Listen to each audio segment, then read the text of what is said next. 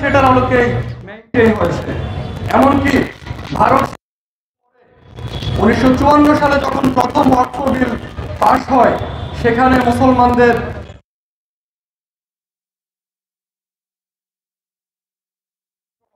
কিন্তু সেই আইন পাস হয়েছে।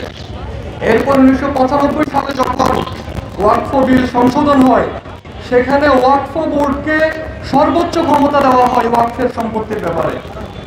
এরপর 2013 সালে কংগ্রেস নেতৃত্বাধীন সরকার আবার ওয়াকফ আইন সংশোধন করে। প্রতিবারই করার সময়, ওয়াকফ আইন প্রণয়ন করার সময়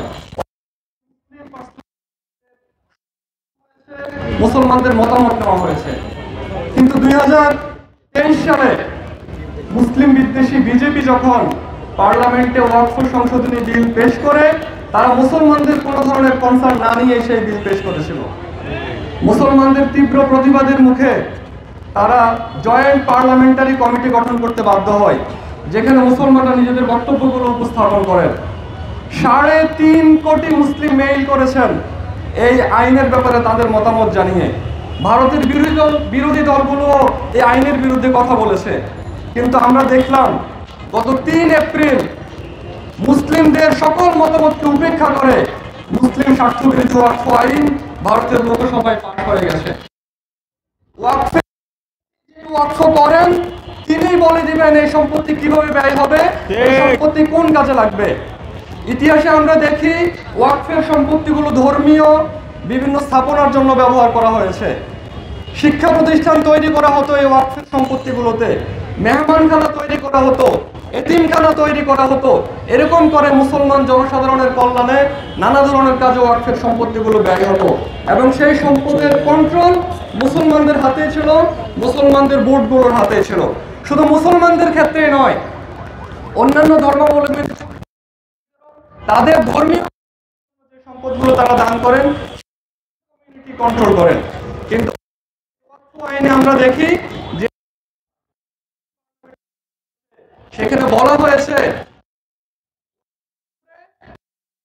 এরকম 2 জন সদস্যকে রাখা যাবে, এবং ডিস্ট্রিক্ট কালেক্টর ওয়াকফের সম্পত্তির উপরে প্রভাব বিস্তার করতে পারবে।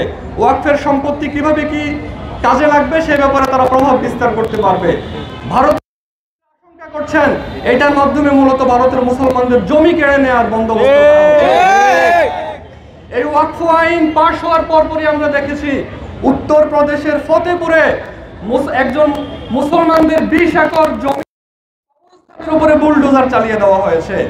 আগামী দিনে ভারতের যে বিশাল ওয়াকফ সম্পত্তি, ভারতে 8,72,000 ওয়াকফ সম্পত্তি রয়েছে, এর মধ্যে 10 লক্ষ একর হচ্ছে জমি। এই জমিগুলো আগামী দিনে মুসলমানদের হাতছাড়া হওয়ার উপক্রম সেখানে তৈরি হয়েছে। সেখানকার মুসলমানরা ভীত সন্ত্রস্ত। আজকে অনেকদিন ধরে সেখানে মুসলিম বিদ্বেষী নানা ধরনের কর্মকাণ্ড চলছে। আজকের মুসলমানরা নিরাপত্তাহীন অবস্থায় দিনাতিপাত করছে। আমরা ভারতের মুসলমানদের এই অবস্থা নিয়ে খুবই উদ্বিগ্ন। আমরা জোরালোভাবে ভারতের সরকারকে আহ্বান জানাতে চাই, বিতর্কিত মুসলিম বিদ্বেষী ওয়াকফ সংশোধনী বিলটি প্রত্যাহার করুন। আপনারা যদি কোনো ধরনের আইন প্রণয়ন করতে চান তাহলে কনসার্ন নিয়ে করতে হবে। আমরা দেখলাম যারা এই আইনের পক্ষে, বিজেপি বলছে যে ওয়াকফের